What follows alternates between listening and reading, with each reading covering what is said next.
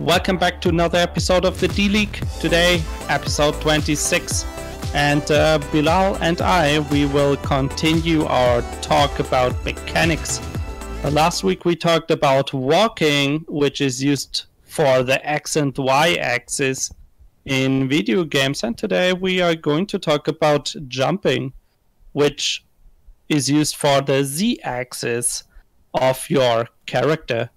And jumping, sounds very basic, but it's a very important mechanic in a lot of games where you use jumping to get over obstacles, to reach new areas, and even other things, like maybe it's the basic form of movement. So when we talk about jumping, you might imagine, it's just the character moving up and down, but even with jumping, like with walking, you have two types of jumping.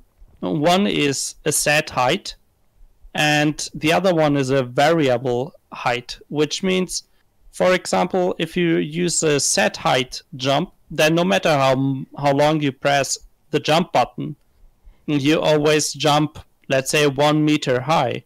While if you have a variable height, then it depends on how long you press the jump button. So, for example, if you tap the jump button, then you jump half a meter. But if you hold the jump button, then you jump the full 1 meter. And so even as a mechanic, jumping can be used very differently in video games. Bilal, when you think about jumping and mechanics, what is jumping for you? Okay, so jumping for me, I think, is obviously when you hit the jump button, the player goes up and down. But in terms of classifying with either a set height or a variable height, I think that's true. Although I typically, in my head, I always think about other stuff like, am I able to move while jumping, or is the jumping direction based, and some other additionals to it. But when it comes down to it, jumping is just the player like moving up on the vertical axis and then coming back down. Okay, yeah, exactly. And for me, concerning jumping, I think that you can also have added mechanics to jumping. So it's not like you only jump, like you press jump and that's it. But you can also add mechanics on top of it. So for example, you can include a double jump where you can jump in midair, or maybe you have like a regular jump, but then you have something like a boost jump where you jump even higher or faster, something like that. Or something like bunny hopping, which is more like a physics mechanic in video games, which means that for bunny hopping mostly describes the speed of moving forward while jumping, where you continually jump as soon as you hit the ground, as soon as you make contact, and that way you keep building up momentum instead of going back to your normal walk speed. Like by bunny hopping, you keep increasing your speed, and then also some games I know use the mechanic of recovering your jump option when you hit something. So for example, you jump and then you hit, let's say, an enemy or some object, and then you can jump again, but you need to hit something, else you cannot jump.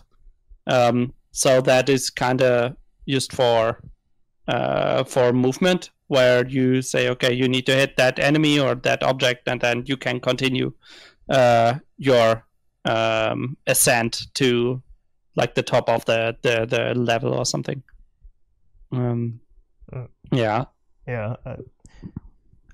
Yeah, I mean, there are like lots of other mechanics like built on top of it. I mean, bunny hopping in general is just is moving faster than running with jumping, right? Not necessarily accelerating, right? It depends. In some games, you get faster and faster. Mm-hmm. So where you are actually accelerating, where jumping is not directly faster, but you get faster if you jump continually, consistently. So in that case, you only get that speed boost, let's say, if you keep jumping. So if you jump once or twice, or you jump and then keep walking and then you jump again, then you won't have the speed boost, let's say. Yeah. And like I mentioned, set and variable height. Like last week, I would like to give a short, let's say, overview or which game genre came to mind for me where they are useful. And for set height, for me, I think it's a good way to implement jumping in first-person shooters because it makes the movement predictable. Because first-person shooters can be very fast, so if you have variable jump heights, then it might be difficult to hit somebody when jumping, or actually maybe to make specific jumps to platforms in first-person shooters, and also for puzzle platformers. So what I mean with that is something like what is it? Apes Adventure, like the Oddworld series. Where you need to jump to make it over pits and but which are mostly focused on solving puzzles. So where it's not about like the platforming, but it's more about the puzzle mechanic or the puzzle gameplay, to make it more, I guess, more turn-based instead of like real time, you could say. And concerning variable height, I think it's good for action platformers. So something like Super Mario or something like Crash Bandicoot, for example, where if you need to hit an enemy on the head, for example, and it's a small enemy, then it might be difficult to hit if you need to do a full jump. So you rather just want to kind of hop to have a variable height. And also in sport games, so for example, if you have a skateboard game where sometimes you want to jump high and sometimes you just want to make a hop, for example, to grind on a rail. Sometimes you want to jump over a car, then you need the full jump. So in that case, as a player, having different jump heights is of advantage. Yeah. I think when I think of like, I guess I kind of have my own little overview of like, I think it really doesn't matter too much. I think it like matters more about like what the vision of the game is supposed to be, because I think mostly in platformers though you typically will have a variable jump, but in or a double jump for example, but in an FPS, I think it can depend because you might have an FPS that's more like parkour or puzzle based, and then the player might need variable jumps to go through different like depending on the map, it might be better in some scenarios to do like a low jump or a high jump. Whereas, like you said, with most FPS, it might be hard to hit people with variable jumping, and you might just want to hit the spacebar once and do a bunny hop or something like that. With like, and yeah, all the most of the modern FPS also have that set jumping too. I think like modern as in I guess kind of more modern in the fact that they use like realistic now era, like rather than ones that were necessarily made within the past 5 years. So like World War, or not World War, like modern terrorism or whatever people are shooting each other over nowadays. Anyway, so those kinds of games I think typically have like a set jumping. So I mean yeah, so it's kind of like subgenres I think more are like attracted to either or, because I can think of examples within like many genres that'll have both kinds. Okay, yeah, I see. I also noted down concerning mechanics that in case of gameplay, well, as a developer, I think you need to think about how high should the jump be. Will you use variable or set height? Like you talked about the speed, like X and Y speed when jumping. I mean, for example, with bunny hopping, you gain speed, for example, when jumping. And also, how does like the character change when jumping? As a like the hurt box, for example, if you have a first-person shooter, does the hurt box get bigger, for example, or I mean, it would be strange if you shoot below the character, and then it counts as a leg hit, but like the legs are in the air, so you are kind of not hitting the character. So in this case, you also have to think like how does the jump actually behave in the game? How does it change the character in this case? Yeah, and of course, like I mentioned, will you include bonus mechanics to jumping, like double jumping and things like that? Yeah. Is there anything more that you would like to add to mechanics? I think in terms of gameplay, I guess there are some like more specifics. Then yeah, just I mean we talk about like double jumping and yeah, I think in terms of mechanics, there's also you want to make sure like can the player move like while they're jumping, like which is kind of flying and it's unrealistic, but like some games will have that. Like I think you mean where you can change direction while jumping, where you jump forward and then you turn around and then suddenly not even you are jumping forward, but because you turned around, you kind of jump back again. Well, I wouldn't call it direction. It's kind of like, for example, I think Elder Scrolls is like the easiest example of this. Even like Morrowind, Skyrim, and Oblivion, they all have this. Like if you jump into the air, then you can literally move in any direction. So if you were falling, then you could like from very high, you could make very well lots of horizontal distance. So I mean, you kind of want to think about like, do you want your jumping to be like realistic or unrealistic? And so that's kind of a mechanic that'll affect those two aspects, I think. Because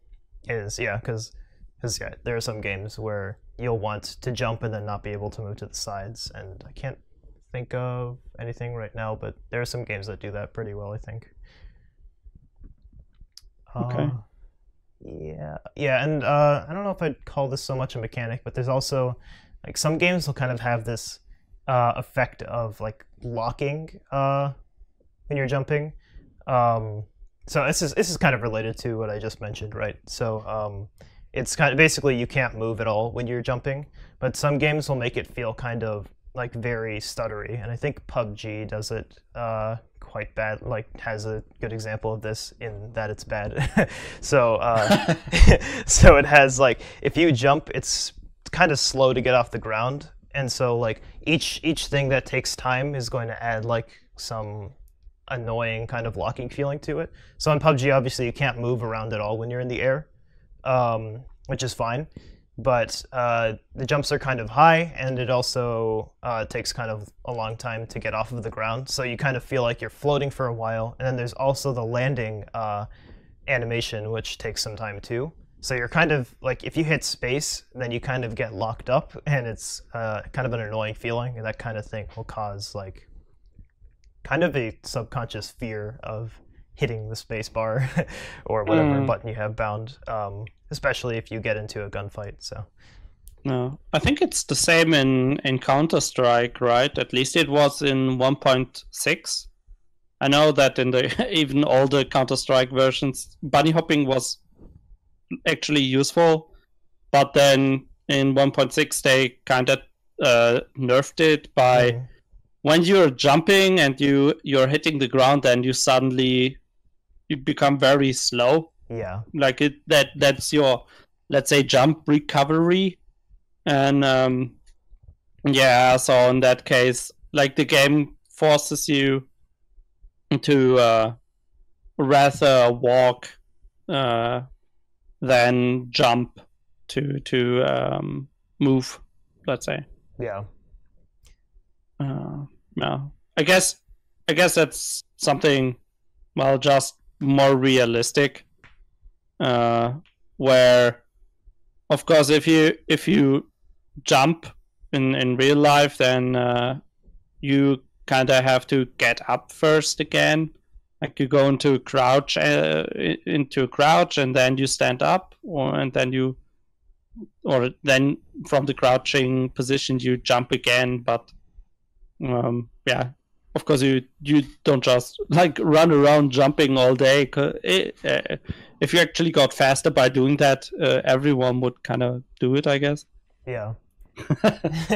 Anyway, yeah, stuff to think about. Like if you want it to be realistic or unrealistic, and then when you choose one of those, then you have to tweak accordingly to your gameplay so it's not annoying or boring.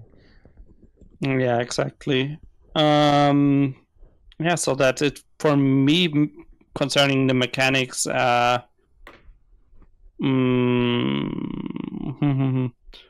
Shall we move on to visuals, or is there anything you still want to add? I don't want to cut you off. Okay, yeah, if we're only gonna go on visuals, yeah, you know what, I think, do you want to talk about implementation after visuals, or should I mention it now then? No, let's talk about this first then, because I mean, Okay, implementation is also kind of part of the mechanics. How the jump work, its implementation is more about the system behind it instead of how it looks like, right? Yeah. So let's talk about that first then. Sure. Okay, so I guess first I'll talk about like the concept of what they are, then maybe vague how to implement it, and then maybe a couple technicals. Right. So to begin with, I think the main two, I don't think there are really any other ways of implementing it, but I mean basically there's either physics or just like regular math, right? So sometimes with math, oftentimes people will do some sort of function, oftentimes a sine function with some editing to it. That's it kind of simulates the force of pushing yourself off the ground to make a curve. Because yeah, a sine function, if you visualize a sine function, it kind of looks like a jump path if you were walking forward. So that's one option that people will use. But when you do that, you have to keep in mind that your jump is always going to look the same. So you either can work on some other implementation, or you'll want to apply some sort of randomness if that's wanted to your jumping, or some other tweaks to it. For example, you might accelerate fast, or you like into the air, so you might have changes at the beginning or at the end, etc. Right? So that's basically math. And then in terms of physics, you'll probably use a rigid body that has force applied to it when it pushes upward. And then when you're doing this kind of physics solution, first of all, obviously it looks a lot more realistic than the math solution if it's implemented properly. And second of all, you want to keep in mind that when your character is flying, you're going to want them to have to be grounded before jumping again, right? So they need some sort of collision check to make sure that they've actually hit the ground before jumping again. And I think mostly games in the modern games, I should say, have a physics solution more often than the math solution, unless the game doesn't need it, for whatever reason. Yeah, so that's the general stuff I have to say. So. Okay. Yeah. For me, maybe it's also something visual, but for example, Street Fighter 4 had like jumps that were like the sinus function you talked about, which is kind of like a U just turned by 180 degrees, right? Yeah. And it had those jumps, and the characters jumped so high, but the movement, for example, if you jump forward, the movement was like they jumped, let's say 10 meters high, but they just moved like 50 centimeters forward. It was really awkward for me at least for me as a player that was used to different jumps, where it was like, okay, why would somebody jump really, really high, but jump really high to not move forward that much? It's like, what? Okay, it looks a bit weird. So I guess in this case, like the implementation confused me. Yeah, there's all, like, you could also use like I said, different functions. So like if you were to use some sort of parabola, then if your game you wanted guys to move a lot more forward than you did up, then you'd want to change your parabola's obviously max value to be a lot lower. So yeah. Okay, should I guess I kind of talked about. Yeah, I think that's everything for implementation, actually, now that I mention it. Okay. Then I guess we can continue to visuals, where I guess it's more about how does a jump look in a game. And I guess it depends on how realistic you want it to be. Of course, if you want it to be realistic and you have a human character, then you can kind of just make the animation look like a human character jumping. And for animals, it's the same. Like if you have a horse, then you make it jump like a horse. It doesn't jump like let's say, like a dog, for example. Then in case of if you use something like a robot, then maybe you have to decide, is it an actual jump? Then you could, and it looks humanoid, and you could do it like a human jump. But if it's like boosting, then you don't have like this, like the force you talked about. You don't have the force from the legs, but some boosters on the leg, or in this case, the animation would look completely different from a regular jump animation, let's say. Yeah.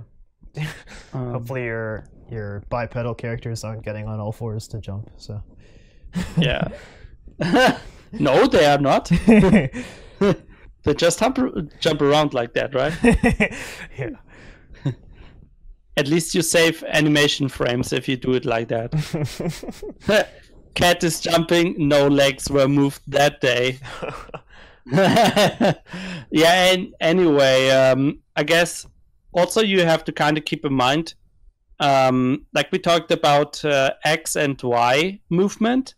So, of course, if you have, let's say, a human character, then if you jump while walking forward, I guess everyone kind of knows how it looks like if you run forward and then jump. But of course, your character is not like walking forward when jumping, so maybe you're walking left or right, and then you have to check. Then you have to do a separate animation for that. Maybe even you want to change the height for that, so it's more like a low hop to the left or low hop to the right instead of real jump.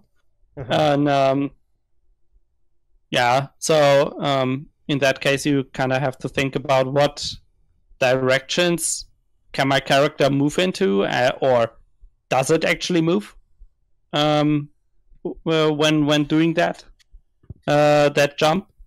And yeah, to just make it more realistic, I remember old FPS games where they didn't kind of think about the third person view.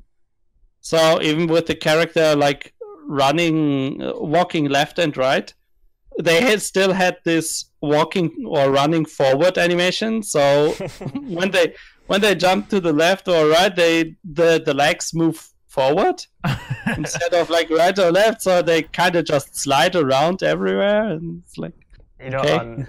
Yeah, now that you mentioned that, there were some old games, I can't remember what they were, but I'm pretty sure they were FPS games where like if you looked at other characters playing multiplayer who jumped, you would see like their upper body would have no effect when they jumped. So like you just see their two legs do this kind of push, and then literally the animation would be cut off to only affect their legs. I think to have this kind of I think crossfade is the word effect, where upper body's following a different animation, the lower one's following the jump. So you just have these silly guys like holding their guns and staring down iron sights while they're bouncing up and down. So yeah, I think things to keep in mind are the animation when you're jumping should affect everything. I mean, if you look at modern animation games, and games with good animation, not just new games, like Tomb Raider is a really good example. The ones by Square Enix and I think Eidos, actually. I think Eidos makes them anyway. So those animations, they all kind of have very seamless effects. So whenever you do something, it affects every part of your body, because that's just what realism is. So no. Also, I think you have to think about if you have something like a startup animation where maybe you cannot switch directions when for movement. So let's say if you go into crouch animation first to make a jump, something like that changes the movement as well. And you talked about jumping in PUBG and like how it locks you into animations, and in this case it's also something that has to do with visuals. If you want to kind of make it realistic, or if you just you can make it realistic and responsive, but maybe sometimes you just overdo it, where the landing animation and recovery is too long, and then you think jumping is kind of useless. Yeah. Because if you jump, you're kind of stuck in that at that spot for 2 seconds, where your character slowly gets up from crouching and so as a player, that's really frustrating, and it kind of looks stupid as well, because if you're in a firefight, if when you're on a battlefield and shooting your gun, man, when you jump, then you're not crouching on one spot for 3 seconds to slowly stand up and feel good. Yeah. Yeah. So for me, from a visual perspective as well, make it responsive, make it fun to don't make the animation hinder the enjoyment of the game, where you say jumping is annoying just to make the jump look good. Yeah. Well, of course there are exceptions. For example, if you have your character hurt, let's say through the story, because of the story, let's say you have like somebody shot your leg or your leg is hurt or something, then of course you don't have the power to just jump around like a normal healthy person would be able to.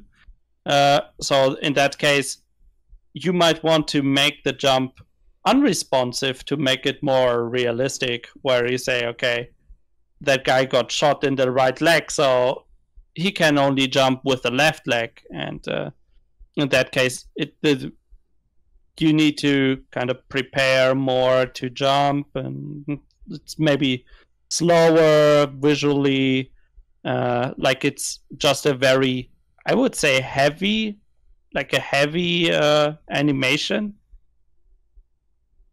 So in that case, maybe you want to make the jump kind of annoying in that case. Mm-hmm. Yeah, I agree with that. Honestly, my favorite jumping, I think, is if you're playing a fighting game and you just straight up jump and crouch at the same time and punch forward, and then you have your your character kind of roll up into a ball and punch forward. Yeah, or where you have a character that is like kind of making rolls, who's rolling in the air, or maybe like he's doing some sporty jump where he kind of makes a backflip. Yeah. So and then he suddenly he's punching, like you say, forward. So like in the animation, his head is like back, but then suddenly it's right in front with the fist or something. It's not very realistic, but else, imagine the gameplay with that, where you jump and then you press, let's say, kick, and then you would have to wait until your animation finishes. So far that like the leg is in the correct position, so it looks more realistic, and yeah, I don't even want to play that game. Yeah. All right. Well, I think that's all my visuals. Yeah, for me as well. Is there? Well, for me, that's actually everything I noted down. So, is there anything you want to mention? No, I think, but I think it is important to, like, if you're going to make, and if you're working on something that includes jumping, then I think you definitely want to try the games that do it well and do it poorly. Honestly, I think like play PUBG and then play Rise of the Tomb Raider, and then you'll know like what to do and what not to do.